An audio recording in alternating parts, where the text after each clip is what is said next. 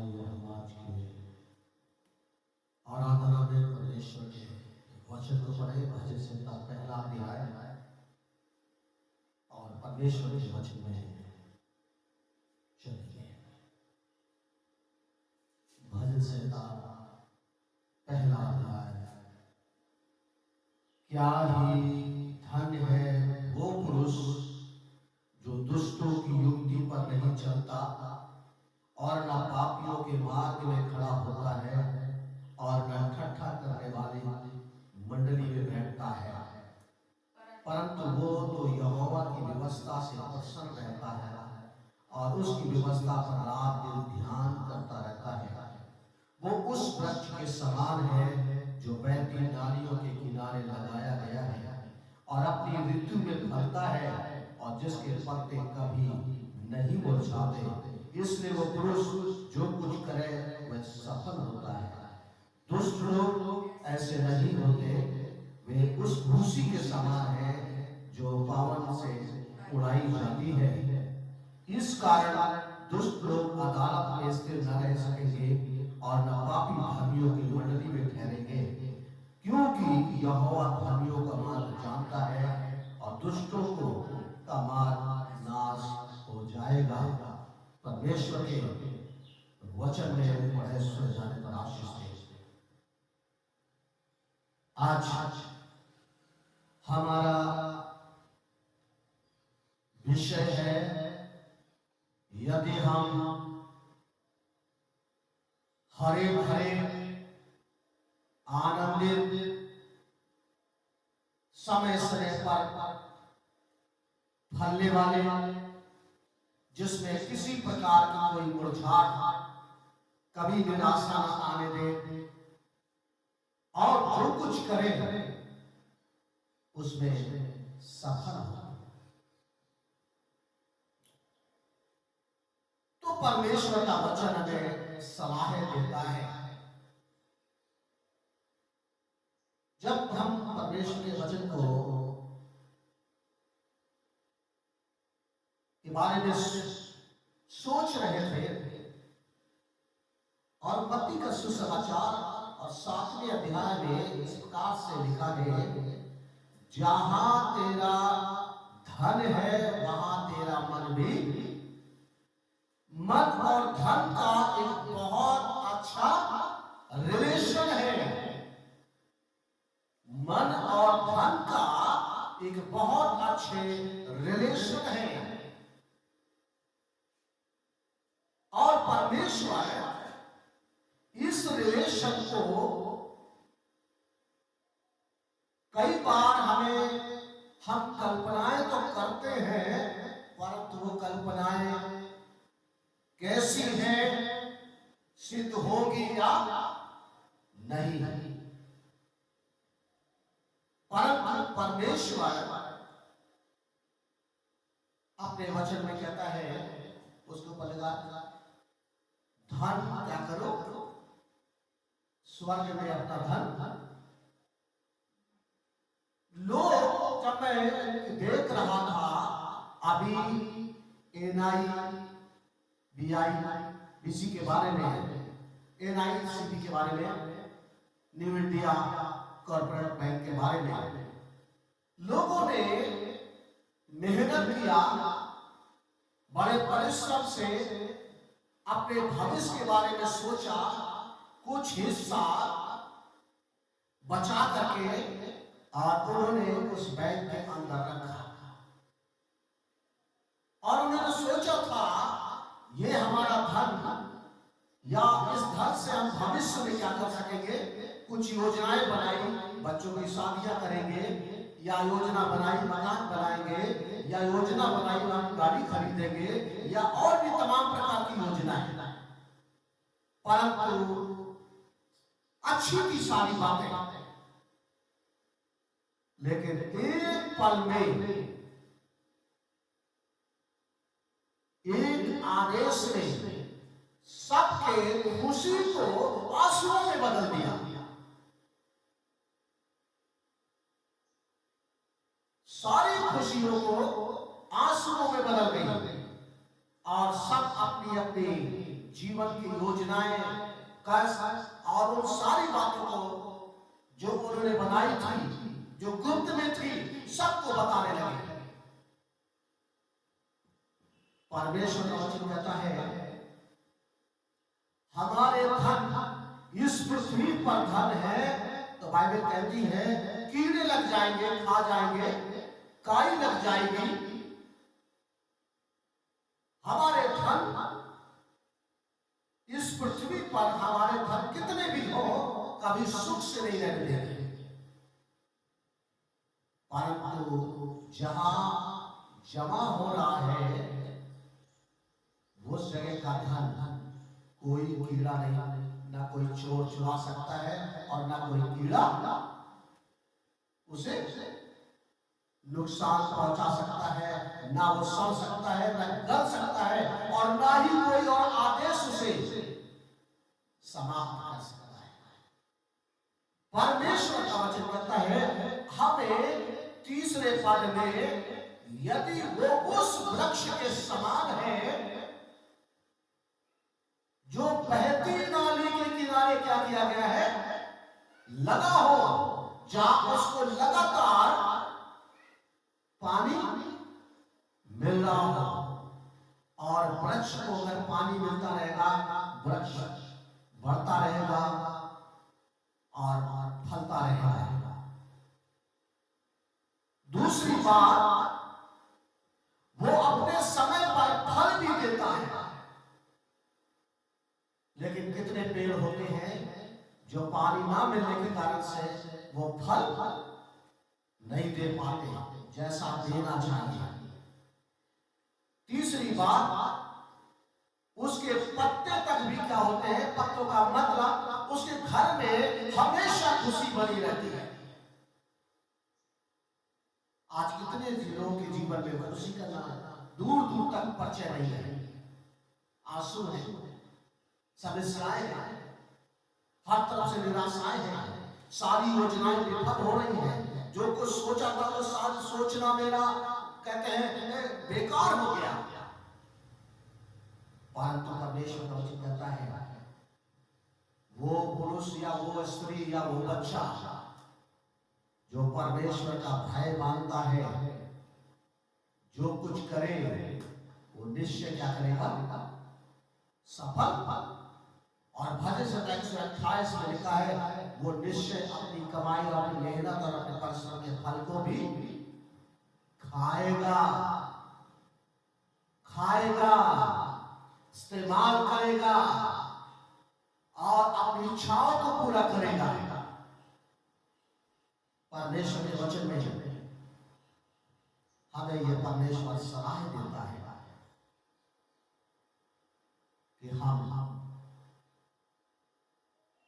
ऐसे बने, तो बनने के लिए हमें कुछ करना भी जरूरी है। परमेश्वर के वचन में बहुत सारी बातें पाई जाती हैं। अगर मत्ती सुसमाचार फिर हम 7वें अध्याय में हम पढ़े और वहां पर बड़े अच्छे से प्रभु यीशु मसीह लोगों से कहते, लोग प्रभु से कहते हैं और प्रभु उनसे क्या कहता है।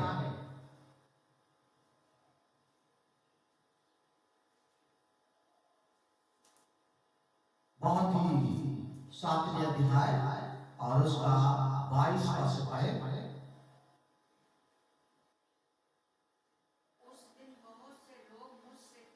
एक दिन बहुत से लोग, ये हिंदू हो सकते हैं, मुस्लिम हो सकते हैं, सिख हो सकते हैं, बौद्ध हो सकते हैं, पारसी हो सकते हैं, क्रिश्चियन हो सकते हैं, यहूदी हो सकते हैं, और भी कोई भी, बहुत से लोग मुझसे कहेंगे, प्रभु कहता मुझसे कहेंगे, हे प्रभु, हे प्रभु, हे प्रभु, क्या हमने तेरे नाम से भविष्यवाणी नहीं की? क्या हमने तेरे नाम से भविष्यवाणी नहीं की?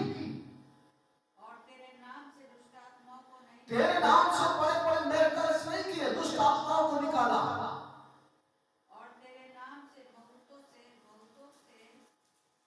और तेरे नाम से बहुतों के काम किए,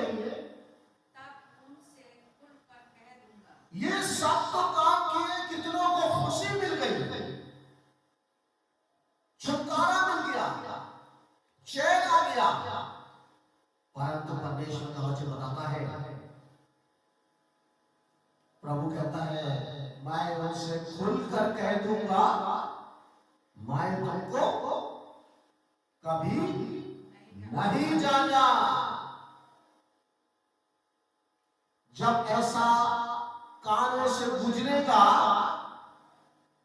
ऐसा लगेगा किसी ने गरमा करके तेल डाल दिया होगा। प्रभु कहता है मैंने तुम्हें कभी, तुम करते रहे, मेरे नाम से करते रहे, परंतु मैंने तुम्हें कभी, दुनिया पहचाने या ना पहचाने, लेकिन प्रभु हमें पहचाने। और बाइबल कहती है प्रभु अपनों को पहचानता है, प्रभु अपनों को पहचानता है। और इसलिए परमेश्वर का वचन कहता है वो परमेश्वर की आशीष जिन्हें प्रभु ने नहीं जाना, कभी भी उसका आनंद। एक और जिक्र बाइबल में, लूका में, मत्ती में, एक व्यक्ति का जिक्र है कि जीवन की इच्छा रखता था, लेकिन वो इतनी धन संपत्ति में इस पृथ्वी पर लिप्त था, वो धार्मिक व्यक्ति था, धर्म के तमाम रीति रिवाजों का पालन करता था, परंतु परमेश्वर का वचन बताता है जब उसके जीवन में घटी महसूस कर रहा था, और जब उस घटी से बाहर निकलने का समय आया तो उसने उदासी को गले लगा दिया। आज कितने लोग संसार में उदासी को गले लगाए हुए हैं, लेकिन उस घटी को अपनी जिंदगी से दूर नहीं करना चाहते। परमेश्वर के वचन में हमें ये सलाह देता कि ये घटी हमारे जीवन में ना आए, तो परमेश्वर का वचन कहता है धन्य है वो व्यक्ति जो पापियों के मार्ग में नहीं खड़ा होता है, चलता है, ना वो धन्य है वो व्यक्ति जो दुष्टों की मंडली में नहीं बैठता है। धन्य है वो व्यक्ति जो व्यक्ति परमेश्वर हमें भय मानता है, उसके रास्तों पर चलता है। आज उसका रास्ता संपत्ति नहीं है, हम इस पृथ्वी पर लिमिटेड टाइम तक है, और उसमें हमें अपने जीवन में दुनिया की बैंक में जमा किया गया धन हमारा साथ जब यहां नहीं दे सकता है तो वहां कैसे देगा। जब मैंने एक कहानी, एक घटना को जब मैं पढ़ रहा था, जब प्रथम शताब्दी में जब प्रभु यीशु मसीह का दास सेंट थॉमस भारत में सुसमाचार लेकर आए, और उन्हें एक राजा गोंडाफास ने एक जिम्मेदारी को सौंपा, और उन्होंने कहा उन राजमहलों के जैसा एक राजमहल मुझे भी बना करके, जो तमाम बड़े बड़े देशों में वो है, बनाकर मेरे लिए तैयार करो। और उसने कहा मैं उससे भी अच्छा तैयार करूंगा। और इस तरीके से राजा ने भंडार, धन के जितना भी भंडार थे खोल दिए, जितना चाहो उतना तुम ले जाओ और एक अच्छा महल का निर्माण करो। और सेंट थॉमस ने जो भी धन मिला उस धन को जा करके उन तमाम भारत के ही गरीबों में, लाचारों में, बेकार लोग जो दुनिया सारे सन्यासियों में ही जीवन, कष्टों में जीवन था और उनके ऊपर जाकर के सारा धन व्यय कर दिया। और फिर राजा ने जब पूछा महल का कहां तक बन गया है, और सेंट थॉमस का कहना था छत तक पहुंच गए हैं, अब छत पड़ने वाली है। और फिर उसके बाद और धन दे दिया गया, और वो भी धन सेंट थॉमस ने बैंक में जमा नहीं किया, अपने भविष्य के बारे में नहीं रखा, परमेश्वर के काम में, लोगों की भलाई में खर्च कर दिया। और ये बात राजा के कान में पहुंची कि जो धन महल बनाने के लिए दिया गया, थोमा ने वो धन तमाम लोगों में व्यय कर दिया। राजा को गुस्सा आ गया और उसने उठा करके उसे जेल में डाल दिया। और इसके बाद उसके छोटे भाई का बाइबल इतिहास बताते हैं, अचानक बीमार हो गया और वो मर गया। और जब मर जाने के बाद और तब उसके भाई ने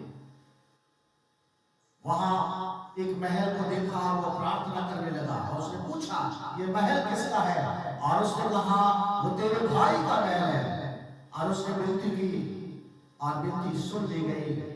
और भाई उसका, जब लोग उसकी अर्थी को बना सजा रहे थे, वो जी उठा और उसने, उसका भाई देख करके बड़ा खुश हो गया, मेरा भाई जीवित हो गया है, और उसे गले लगा लिया और उसके पास रोया और उसने कहा भाई मुझे अपना महल दे दे। और वो चकरा गया, वो कौन सा महल है जो थोमा ने बनाया है, वो सुंदर महल जो थोमा ने बनाया है। और इस तरीके से राजा ने, भाई तो मर गया और राजा ने थोमा को आजाद कर दिया। और उसने कहा सचमुच परमेश्वर के योजना में सम्मिलित व्यक्ति अपनी संपत्ति को सुरक्षित रखता है, बैंकें हमारी संपत्ति को सुरक्षित नहीं रखती है। अभी हम देख रहे थे समाचार पत्र में, इन दिनों में तमाम आयकर के छापे पड़ रहे हैं, और उन छापों में से किसी के पास इतना 15 किलो सोना निकला, इतने सोने का, और वो पकड़ लिया गया। इस सोने का क्या करेंगे? उन्हें भी दंडित होना पड़ेगा, जेल जाना पड़ेगा, सब कुछ सरकार छीन लेगी। परमेश्वर का वचन बताता है जो धन थोमा ने इकट्ठा करके बनाया था महल, और वो महल सुंदर महल है। हमें परमेश्वर वो महल मिटाया नहीं जा सकता है। हमें भी इस पृथ्वी पर ही रह करके पाप और धर्म के बारे में नहीं सोचने की जरूरत कि हम पापी और धर्मी हैं। हमें इस बात की सोचने की जरूरत है कि हम कैसे अपने एक अच्छे भविष्य को सोच सके। इस संसार में लोग, मैं एक बड़ी कहानी को, एक ऐसे व्यक्ति के बारे में जो बहुत ही प्रसिद्ध था, और जब उसके बारे में पढ़ रहा था किस तरीके से उसके जीवन में उसे, वो ट्रेन में यात्रा करते समय, और तब वो टीटी को देखा और वो बड़ा ही आश्चर्य ढंग से अपने पॉकेट में, बटुए में, अपने चारों तरफ कोट में टिकट को तलाशने लगा, और वो टिकट नहीं मिल रहा था। और जब टीटी पास में आया, वो प्रसिद्ध व्यक्ति था, और तब पास में आने से पहले और जब उसने दूर से देखा और उसने कहा, मां से आप परेशान मत हो, मैं जानता हूं आपको और हम ये भी जानते हैं कि आप बिना टिकट यात्रा नहीं कर सकते हैं और आपने निश्चय टिकट भी लिया होगा, परंतु मां से हम आपको जानते हैं कि आप परेशान ना हो। और इसके बाद वो आगे बढ़ गया, लेकिन वो व्यक्ति फिर भी अपनी जेब में और अपने पॉकेट में देख रहा था और टीटी ने फिर जब वापस लौटा फिर देखा और उसने फिर कहा, मां से मैं आपको जानता हूं, मां से मैं आपको जानता हूं, इसलिए परेशान ना हो। और ऐसी हालत में परमेश्वर का वचन बताता है, उसने कहा, मैं इसलिए परेशान नहीं कि आप मुझे जानते हैं और ये भी इसलिए नहीं कि मेरे पास टिकट नहीं है, परंतु मैं इसलिए टिकट को खोज रहा हूं कि मुझे कहां जाना है, मुझे कहां जाना है। दुनिया को पता हो या ना पता हो, लेकिन एक मसीही व्यक्ति को यह जरूर पता है कि मुझे कहां जाना है। और परमेश्वर हमें उन मंडलियों में, उन वातावरण में, उस इस संसार में जहां ये सब बातें पाई जाती हैं, उसके साथ ये भी परमेश्वर का वचन कहता है, ये भी पाया कि मनुष्य फले फूले और बढ़े और उन्नति करे और भला चंगा स्वस्थ रहे। अभी हम देख रहे थे लोग नहाने के लिए इतने परेशान हैं और बड़े क्रोध में आकर के ट्रेन पर हमला कर रहे हैं। करने वाले वो जो लोग अपने पाप से मुक्ति चाहते हैं। नुकसान चाहे सरकारी संपत्ति का नुकसान हो, चाहे प्राइवेट संपत्ति का नुकसान, नुकसान तो नुकसान इस बात को बताता है कि हम कितने बुरे हैं। परमेश्वर का वचन हमें यह भी बताता है, और कितने लोग उस भगदड़ में मर गए। बहुत सारी योजनाएं, बहुत सी बातें, इन दिनों में जो कुछ हो रहा है, ये इन बातों का संकेत हमें बता रहा है, लोगों क्या करो, सुधर जाओ, संभल जाओ, सोचो।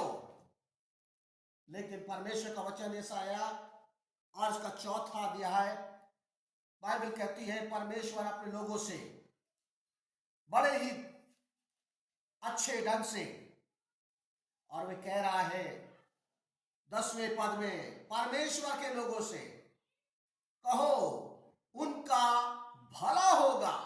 तमाम विषम परिस्थितियों में, विषम वातावरण में, विषम तरीकों में, तमाम बातें जब उलझने, रुकावटें, तब भी परमेश्वर का वचन कहता है, सुनो परमेश्वर के लोगों, तुम्हारा निश्चय भला होगा और तुम्हारे कामों का प्रतिफल भी प्राप्त करोगे। तुम अपने कामों का प्रतिफल भी पाओगे। परमेश्वर का वचन हमें बड़े अच्छे से उन सारी बातों से आशीषित करता है, क्योंकि परमेश्वर आशीषों का परमेश्वर है। परमेश्वर हर एक बात का, हर एक योजना का परमेश्वर है। लेकिन वो परमेश्वर एक बात और कहता है, यिर्मयाह नबी किताब और 9वां अध्याय और 8वें पद में,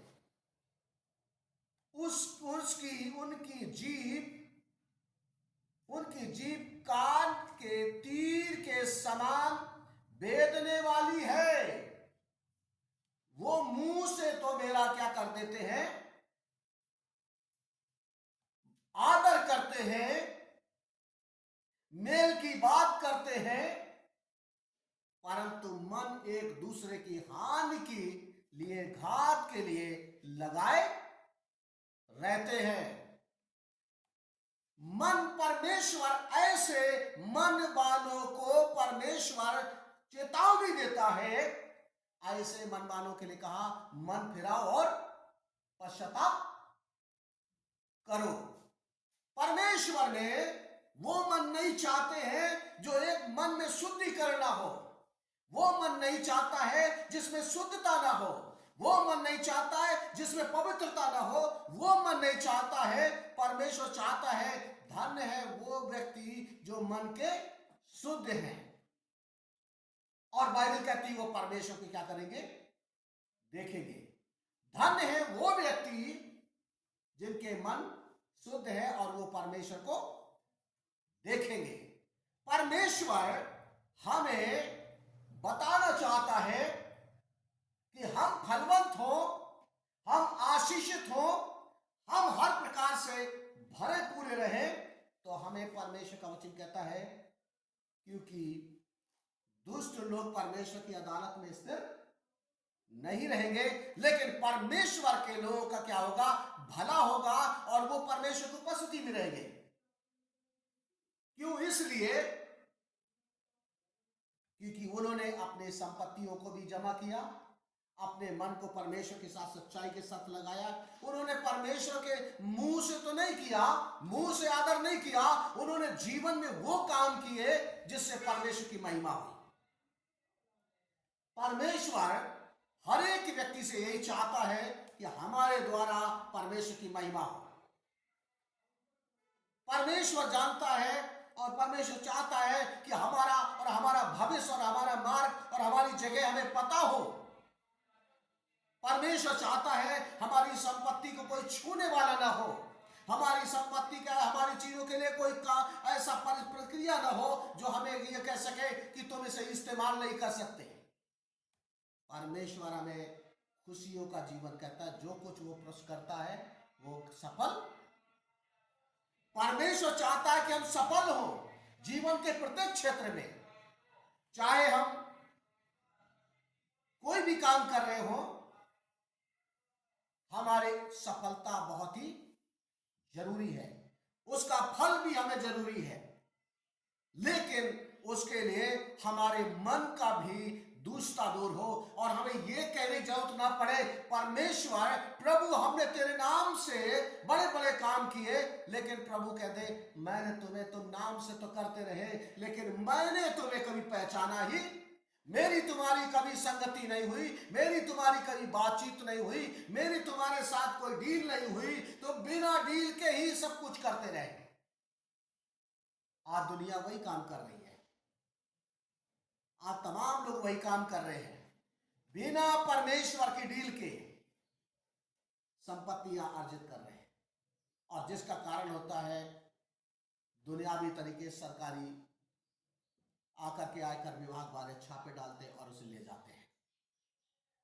लेकिन परमेश्वर के राज्य में जमा किए गए संपत्ति पर कोई छापा नहीं डाल सकता, कोई आदेश नहीं चल सकता और तुम्हें उस आनंद को खोज पाने से, भले ही दुनिया में हम इस बात को, लेकिन परमेश्वर का वचन बताता है कि हमारा कुछ भी खोने वाला नहीं है। इसलिए परमेश्वर हमें हमारे जीवन ऐसे और ऐसे मन, ऐसे विचार, ऐसे वातावरण कि हम एक दूसरे की नुकसान की कल्पना न करें। तमाम लोगों को जब देखते हैं और आत्मा करा उठती है, लोग कैसी धारणा के लोग हैं। लेकिन जिस दिन यीशु जीवन में आता है उस दिन धारणाएं बदल जाती है।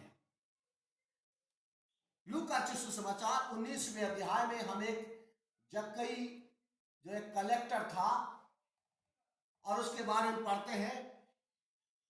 और एक दिन उसे यीशु के प्रति प्यार और देखने की इच्छा केवल जाहिर हुई,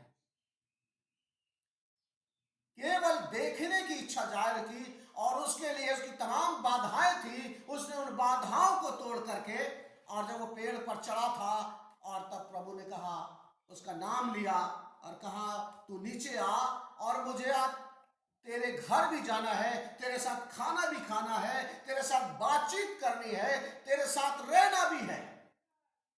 और जैसे ही वो सुना, वो उतर कर नीचे आ गया और अपने घर ले गया।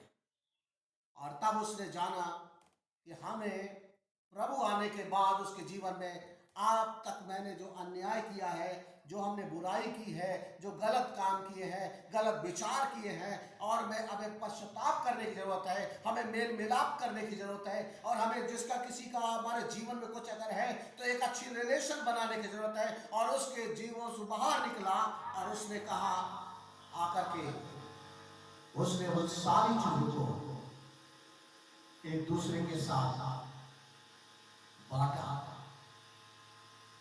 परमेश्वर और वो सब कुछ यीशु देख रहा था। और यीशु ने, लोगों ने कहा जक्कई क्या कर रहा है? और उसने कहा मैं जो कुछ कर रहा हूं वो बिल्कुल सही है। यदि मैंने किसी का ले लिया है उसका चौगुना उसे वापस सूद ब्याज के साथ। परमेश्वर का वचन कहता है मैंने अपने मन को दूषित किया, नुकसान पहुंचाया, लेकिन आज यीशु ने मेरे जीवन को, मेरी सोच को, मेरे विचारों को, मेरे रीति को, मेरे व्यवहार को सब कुछ क्या कर दिया है? बदल दिया है। यीशु मसीह हमारे शरीर को नहीं बदलता है, कपड़ों को नहीं बदलता है, हमारे रीति रिवाजों को नहीं बदलता है, हमारे धर्म और जाति को नहीं बदलता है। परमेश्वर हमारे प्रभु यीशु मसीह हमारी सोच को बदलता है, और वो सोच ताकि हमारा रिलेशन परमेश्वर के साथ अच्छा हो। हमारी संपत्ति हमारा साथ नहीं देगी, लेकिन प्रभु हमारा साथ देगा। हमारे तमाम तरीके से जो हमने काम किए और बड़ी संपत्ति पाई, बड़ा नाम पाया, परमेश्वर उससे कोई मेल नहीं रखता। परमेश्वर हमें पहचानता है, इसलिए कि हाँ तो परमेश्वर है। परमेश्वर कहता है बुरे लोग का भला हो या ना हो, लेकिन तुम्हारा भला होगा, इसलिए क्योंकि परमेश्वर भला करने वाला है। परमेश्वर भला करने वाला। मैं नहीं हूं, मैं नहीं हूं, मैं तुम में मैं हूं, सो हूं। आज वो परमेश्वर जो हमें पहचानता है, जक्कई को पहचानता था। मेरे से भी परमेश्वर ने जब बातचीत करी और मैंने भी अपने जीवन का सब कुछ सौंपा, और उसने 35 सालों से आज तक हर प्रकार से हर एक बातों में, कामों में आशीष किया। बैंक में जब हो या ना हो, परंतु मुझे मालूम है हमारे परमेश्वर के पास सब कुछ है, और उसी से आज हमें सब कुछ वो करने के लिए जो परमेश्वर ने हमें ठहराया है हम कर पाते हैं। प्रभु की स्तुति हो। वही परमेश्वर कहता है यदि हमारे जीवन में भी तो ये बात याद करने की, रखने की जरूरत है। कहता है परमेश्वर का वचन भजन 97 पहले अध्याय में, और बड़ी गंभीरता से वो पुरुष, परंतु वो तो यहोवा के व्यवस्था से प्रसन्न रहता और उसकी व्यवस्था पर रात दिन ध्यान करता है, और जो ऐसा करता है वो उस वृक्ष के समान है जो बहती नालियों के किनारे लगाया गया है, ताकि वो अपने ऋतु में फले और उसमें कभी मुरझाहट ना आए, और वो जो कुछ करे वो सब कुछ सफल। परमेश्वर हमें सफल बनना है तो हमें परमेश्वर की बातों में सहभागी होना। परमेश्वर अपने वचन पर आशीष दे। आइए अपना वचन। धन्यवाद प्रभु जी, धन्यवाद धन्यवाद। राजाओं के राजा, राजाओं के राजा, प्रभु के प्रभु यीशु मसीह, हम तुझे धन्यवाद। भेष बदला क्या हुआ, दिल का बदलना चाहिए। एक दो बातें नहीं, बिल्कुल बदलना चाहिए। भेष बदला क्या हुआ, दिल का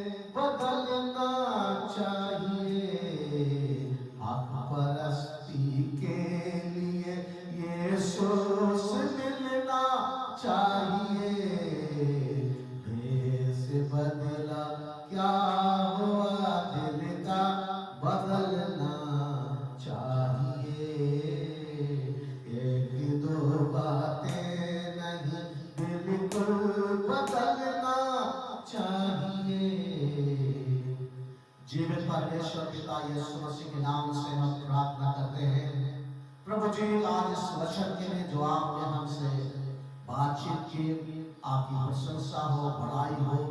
प्रभु आप हमें चाहते हैं कि हम ऐसे व्यक्ति बने, तो हमें आपके वचन पर, आपकी योजनाओं पर, आपकी इच्छा पर, प्रभु यीशु मसीह पर हमें सहायता करिए, ताकि हम जीवन व्यतीत कर सकें। हम जो योजनाएं बनाते हैं प्रभु, हमारी योजनाएं विफल हो जाती है और प्रभु हमारे आंखों में आंसू आ जाते हैं, हमारे दिल करार उठते हैं, चोर चोरी कर लेता है। लेकिन परमेश्वर धन्यवाद देते हैं जो हम तेरे साथ करते हैं और उन तमाम लोगों के साथ अनजाने में करते हैं।